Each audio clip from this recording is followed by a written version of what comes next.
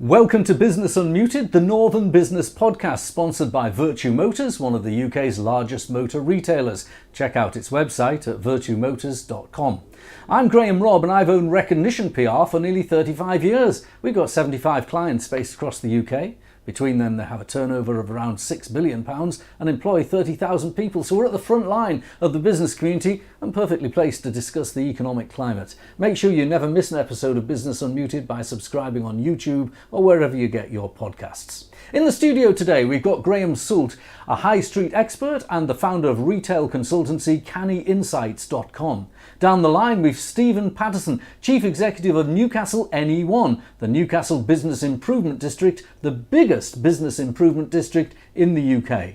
And also down the line, we've John Ashmore, editor of CapX, the media arm for the Centre for Policy Studies. Welcome all. And now before I get to talk to you all, I just want to tell our viewers I've been away for a couple of weeks. I've been to Philadelphia. I went for my daughter's wedding, but I stayed back a few days to talk to someone who runs a PR firm like mine and is connected with the Greater Philadelphia Chamber of Commerce, a guy called Jay Devine. And we swapped brochures about our respective economic areas. Very interesting to visit the US at the moment. There's a lot of economic growth going on. There's a lot of entrepreneurial activity. In the city of Philadelphia, it was quite a buzzy place to be, very similar to the north of England in its demographics, and focusing on ed and med, education with the state of Pennsylvania's university, Penn University, and research into lots of medical things. They discovered the BRCA1 gene there, so a lot of gene therapy jobs, and similar kind of economic challenges that we have here, the levelling up of certain communities and also the recruitment of skilled and retention of skilled staff in their economic zone. So it was a very interesting trip. John, what do you make of our economy at the moment? Viewed from CapX, all right, in the centre of London, you talk to a lot of people who are in the swim of government policy. There's been a lot of data coming out. The most interesting comments this week were from the Bank of England economist who said we've all got to get used to being poorer. Yeah, unfortunately, I think Hugh Pill is right, but not in the sense that he intended. I think that our politicians have been tacitly telling us for the best part of a generation that we kind of need to accept decline as a country. And I mean that in the sense that we simply don't get the things built that we need as a country in order to enable us to prosper. If you want to build here in London, the Lower Thames Crossing, for example, you need thousands of pages of documentation. The planning consultation is set to be in the London Stadium, which gives you some idea of what we're up against. But what Hugh Pill was talking about was inflation. He was kind of reiterating what Andrew Bailey said a few months ago when he said that people shouldn't ask for wage rises because that would contribute to what we call the wage price spiral. So people constantly bidding up. In pure PR terms, a really silly thing for either of them to say, because I mean, it sounds horrendously out of touch for people on six-figure salaries to be telling people lower down the kind of economic food chain that they shouldn't be asking for pay rises, especially when you see the price of goods in the shop going up, especially the price of food, some staples going up sort of 15, 20% over the course of a year. There's no sugarcoating the fact that the economy looks pretty bleak at the moment. I mean, Graham and Stephen can probably speak to the effects on the retail of inflation. But I mean, high energy prices feed through to pretty much everything, even to putting the lights and heating an office. You know, the cost of delivering pretty much anything in the UK and across most of Europe is much higher now than it was a year ago. Obviously, we can put this down to what we hope are temporary factors, like the war in Ukraine being the most obvious one, the pandemic, and supply shock that came from that. But the brutal truth is also that we have not been making the right decisions on our infrastructure, things like gas storage, things like power stations, nuclear. There was a transmission cable from Portsmouth to France that didn't get built because it would have obscured the sight line of something or other. I mean, we make consistently absurd decisions about infrastructure and then act surprised when things are expensive, things haven't been built, and we're not up to the level of our competitor countries. It costs 10 times as much to build a mile of high-speed rail here than it does in Spain. There are some extenuating reasons for that, but fundamentally everything is much too expensive in Britain for what are fundamentally political reasons. And I just think we need to kind of open our eyes as a nation and realise that we are on a path to decline if we don't change that. I know Rishi Sunak, when he was Chancellor, tried to explain, and I watched his speech with great interest. I know him, and I watched it with great interest. Every time he gave a subsidy or a support, whether it be the furlough or Sybil's loans, he did always say these will have to be paid for, and I'm looking forward to the days I can return to being a tax-cutting Chancellor, not a tax-rising Chancellor, and so on. But in the end, you know, £500 billion worth of extra borrowing cannot be paid for without some kind of pain. And it seems to me that government policy, not necessarily political policy, but policy that's driven through different unrelated arms of government, is contributing to inflation. I'll give you some thoughts. Ofcom, it's an arm of government but independent, yet it allowed telecoms prices to go up by RPI plus 3.9% last year. Its mind was off the ball, didn't have inflation in its mind. The Bank of England itself being late on interest rate rises. That kind of thing will contribute to inflation. Yeah, I'd like to pick up on what you mentioned about the Bank of England, because my view, is an ultra cynical view, is that what Andrew Bailey and Hugh Pill are really doing here is kind of deflecting from the bank's own long-term policy failures. We've had this, and this goes for the whole kind of Western monetary world. Right? It's not just the UK. We've had rates that were really low for a really long time, and that's fed into all sorts of negative consequences. It's increased inequality. If you're an asset owner, it was very good. If you weren't, it was very bad.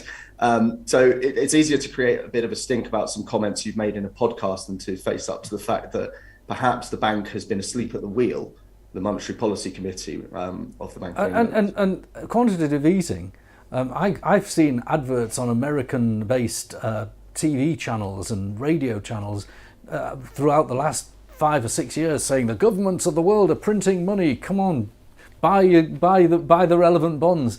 And actually openly advertising the mistake they're making, because there was a lot of money printed and it went on, perhaps, and certainly in my personal view, maybe in yours, I don't put words in your mouth, it went on too long and too far.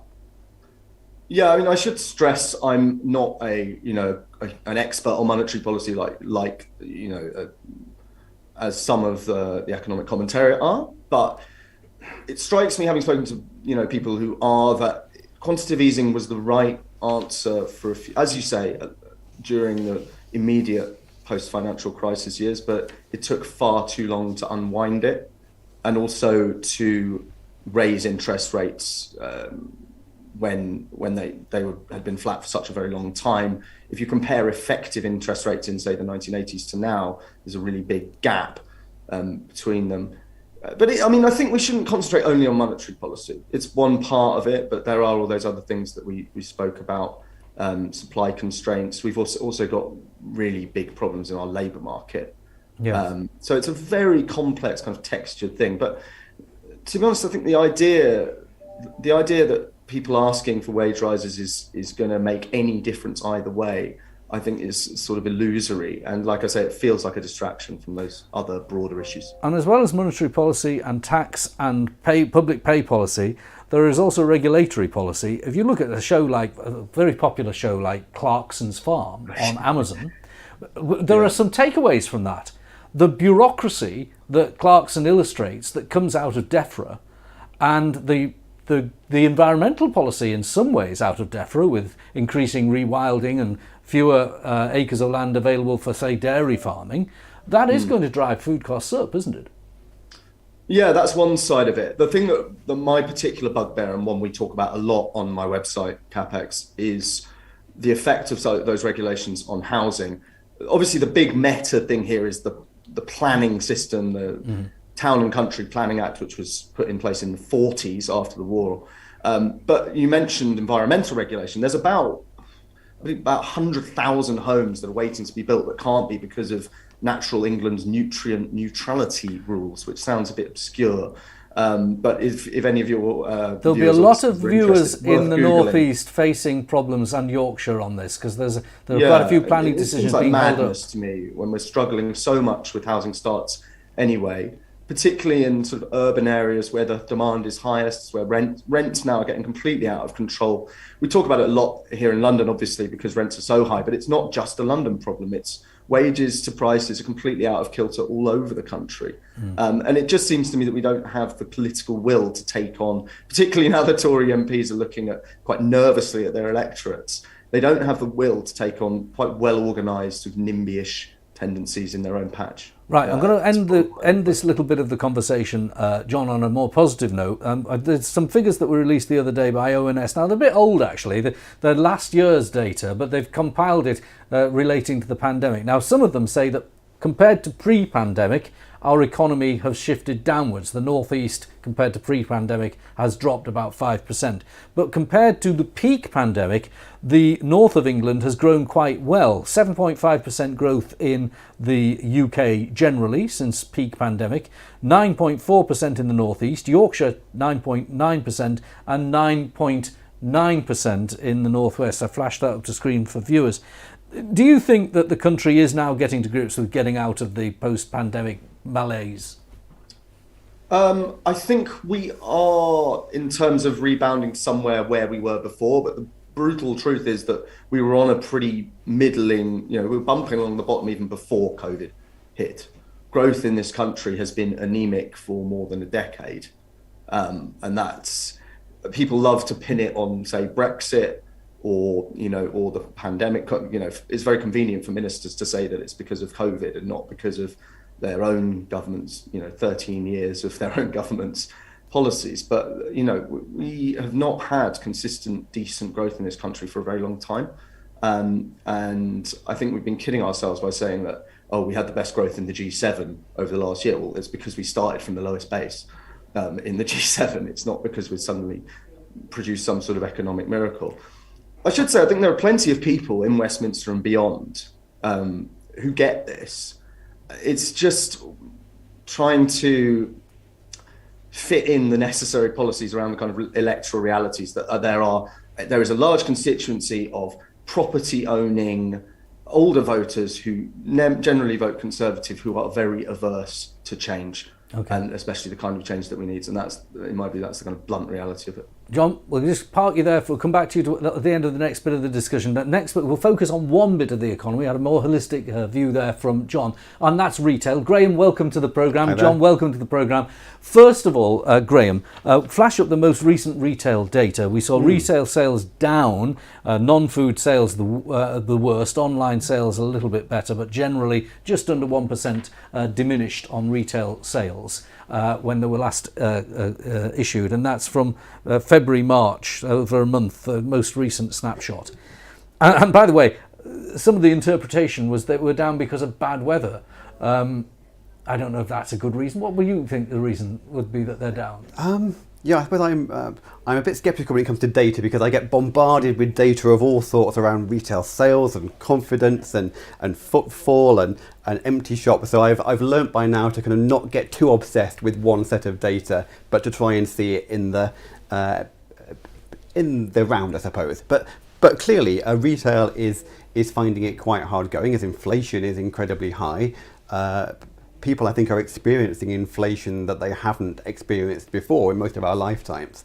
And so that, of course, is having an impact on sales volumes. So people are spending more, but they're still buying only about the same or a bit less than they would be ordinarily. So as that clearly is an issue, and we're seeing that in terms of where people are shopping, that is changing as well. So we're seeing Aldi and Lidl, for example, kind of really growing their market share again in the way that they always seem to when there's an economic downturn.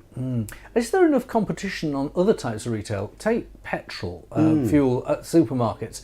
You get almost local cartels. I'm based in the town of Darlington, and the petrol price will be virtually the same at every petrol station in this town. But if you travel a little bit further away, say to Bishop Auckland, you can get 10 pence a litre less. But the cost of the petrol to go from that town to the next town it doesn't make it worthwhile. Is there anything about, particularly on fuel, where there is a sort of not nearly enough competition in the market? Yeah, I'm not a driver, so I'm probably not the best person to ask this question to, but I know, for example, that obviously in recent years the owners of kind of EG, Euro Garages, bought Asda. So I think some people would certainly claim that Asda perhaps isn't as competitive in fuel pricing as it used to be. And certainly I've seen that in the past it would have been the supermarkets that you would go to kind of get the best prices, and that I think has changed. Often these days, in my experience, it's not the supermarkets who are leading on the fuel pricing. It's often they're more familiar brands, Shell, BP, that kind of thing. That's interesting. Now, we'll come back to you in a moment, but there is one organisation which I've got to be fair, just to explain, we do a bit of work with this organisation, which is NE1, the Newcastle Business Improvement District. Now, we just heard the explanation that retail sales were down because of the weather. It was pouring down last Saturday, and I went out shopping in Newcastle because it was raining. I thought, well, I don't want to walk in the country today. It's terrible weather. And I spent the day in a rather nice department store, which has a nice champagne bar, which was a very civilised way to spend Saturday in the pouring rain. What's your view on the reason the retail's down and the offer that cities like you have to propose to the customer? I think, as Graham mentions, when it comes to retail sales, with the current market conditions, I think what we've actually seen is a polarization of where people are choosing to spend their money. So I think if you speak to retailers, both in city centres and retail parks, they tend to be doing quite well. Whereas I think those traditional town centres, those typically, second or third tier retail destinations seem to be in significant decline. If you look at, say, Eldon Square, which no doubt you were in at the weekend, if you managed to tear yourself away from the champagne bar, Graham, their vacancy rate, I think, in the minute is in the low single digits, which, when you consider the national retail vacancy rate is about 14%, they're doing really, really well. So I think what you see in times of stress is really customers and retailers flocking to those destinations with the surest signs of success and the lowest risk. Let's drill down to some of the reasons that your bid has managed to stand out a little. I mean, you've been very modest, but I've seen some of the data, and Newcastle is beating the trend. And there's no question about it. You can tell our viewers and listeners how in a minute. But what is the methodology you've brought to it to make it beat the trend? I think our methodology is relatively simple. We tend to look at Newcastle not in sort of sectoral silos like retail, leisure, F&B, hospitality, professional services, but rather look at the city as a whole, and also, I suppose, what we call low-hanging fruit, those assets that we have that are genuinely world-class, but we just don't make the most of. And we work very closely with business, which is really important because you're benefiting from their in-depth sectoral knowledge and experience, most often at zero cost.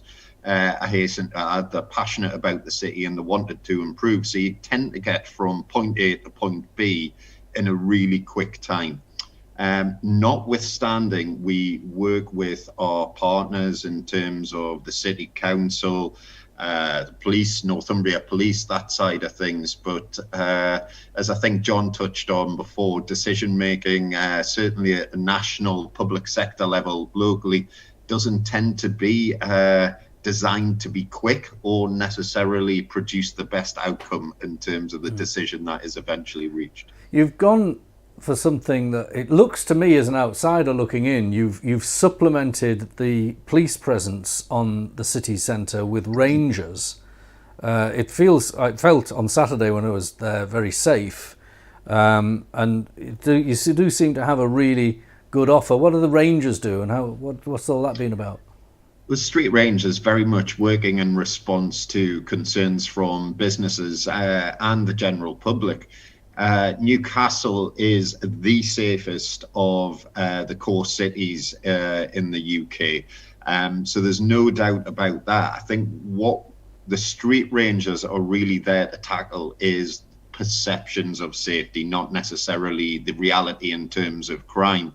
And a lot of that comes down to antisocial behaviour, whether that's intoxicated people on the street, graffiti, things like that. So really our street rangers act as eyes and ears on the ground, boots on the ground. That's what people want to see. That's what businesses and people feel reassured by. And you've done something about shoplifting policy as well as a result. Could you just illustrate that and the scale of the problem? Well, the scale of the problem is probably Newcastle's loss rate, very similar across the country, has probably doubled from about 1% per annum to 2% in about 10 years. What we're doing differently in Newcastle is we have business crime reduction partnership, which makes information sharing really easy and reporting. And currently we are seeing really our Anyone Street Rangers recovering around about 80% of retail thefts that are reported via this. So our guys are out on the street, the retailers in store, when they come, the thieves move outdoors, will report it to us. And then we apprehend and recover goods. I'm saying apprehend, we don't have arrest powers, but more often than not, simply if they're confronted, they tend to hand over the goods. And the value of those goods, you were saying to me the other week, it's like if you did it over a year, it'd be like the Brinksmack robbery.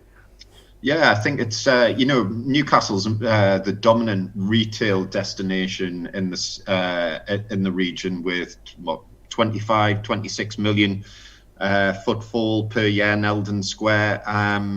Retail sales of in excess of £1 billion. But when you look at thefts from store, that's probably running at around about 20 million per annum, which is not far away from the Brinksmack gold bullion robbery. So it really puts it in context. It might just be a handbag or some cheese or some steak from a retailer, but when you add it all together over the year, it's a significant amount of money. Okay, now let's go back to Graham. You've heard, it's an interesting story what's happening in Newcastle, actually. Whenever I talk to Stephen, I find it fascinating. How does that contrast with, you go around all the different types of towns, different markets, provincial towns seem to be moving towards independent shops and destinations about their history. City centres, that kind of initiative. Is that happening in other city centres in the north of England? Yeah, obviously lots of towns and cities have a BID, a business improvement district, but I would always say, and I do champion Newcastle, I say in terms of bids, Newcastle's bid is very good at the work that it does. It's one of the better ones. But I think certainly if you look at what's happening across towns and cities of different sizes, it's very mixed really. So I think Stephen's right in that big cities like Newcastle have bounced back fairly robustly, although the footfall patterns are different because people are working differently. Equally, some of the smaller towns, even suburban parades and smaller town centres, are doing okay actually, because those are the places where people are working from home still and spending more time. So in many cases, those smaller towns did quite well during COVID because people were suddenly there more. And at least some of that has stuck. And those places are also often quite good places to start independent businesses because it's more affordable. It's still quite a challenge to start an independent business in a place like Newcastle or even in Durham, because although business rates have fallen in many places since the 1st of April because of the revaluation, so in Durham rates are down by about a third on average, which is very good. Yeah. It's really encouraging, but it can still be quite a hurdle to find a unit that's suitable for an independent in a place like that. And so certainly I would hope that as the market continues to evolve, it would be fantastic if over time, more independents can start to embed themselves in the centre of Newcastle, and not just independent retail, but as we were hearing, kind of a whole mix of leisure and food and drink and all kinds of other stuff as well. In your experience, is there any absolutely golden ideas that you see in the course of your days in your consultancy that you think government could, or even local government could adopt universally that would make a difference? Yeah, as you'll know, I'm involved in the High Streets Task Force, which was set up by government 4 years ago, and that is all about sharing good practice and trying to send experts like me out and about around the country to to work with local authorities and to get them moving forward. And in many cases, places that are doing well are those where you do have really strong leadership, and that might be a council, it might be a bid as well, it might be all those partners working together, but certainly places that do have really good partnerships are the ones that are often doing well. So somewhere where if you've got councils, bids, businesses, other key stakeholders, police as well, all working in partnership, those are the places where you're starting to see things happening, because you can't control everything. You can't control inflation and business rates and things, but there's a lot of things that you can control locally, and bids, like any one, are often at the forefront of providing that place leadership. All right, I'm going to give the last word to John. You were listening to our retail guys talk. Were there any takeaways you've, having heard them, would consider that maybe CPS would look at and advocate? Well, I think, first of all, I just want to say that I probably came across being excessively gloomy in my first contribution. I mean, listening to the guys talking, I mean, we are a country with fantastic retailers, beautiful towns, just so many strengths. And that's really what frustrates people like me who work in the kind of policy world, that we have so much potential, that Britain to me feels like a kind of uncoiled spring where we could be doing so much better if we put some of the right policies in place. I mean, there's a great deal there. I was very struck by what Stephen said about shoplifting in particular. I think crime it's already high on the agenda, but it's going to be really big at the next election. Not just shoplifting, but fraud as well for online people who do a lot of their shopping online. It's a massive thing. We have this very strange anomaly where fraud is just not included by politicians in crime statistics, even though it's one of the biggest things. But yeah, certainly, I mean, we in the CPS, the think tank that CapEx is part of, we do a lot of work on retail. Business rates was something mentioned. We'd like to see that reformed, certainly. I think a lot of retailers would probably agree. It's a very unsatisfactory system. It's extremely burdensome. The fact that we do it based on rateable value instead of profit, I think is bizarre. So, I mean, there's lots of things. Personally, and this is not CPS policy necessarily, I think that we are far too centralised as a country. Graham said there is a lot local government can do, but it's a real hodgepodge at the moment. We have mayors in some places with lots of powers. In other places, they don't have mayors. That can be good and bad. We have a kind of laboratory of policy in that way.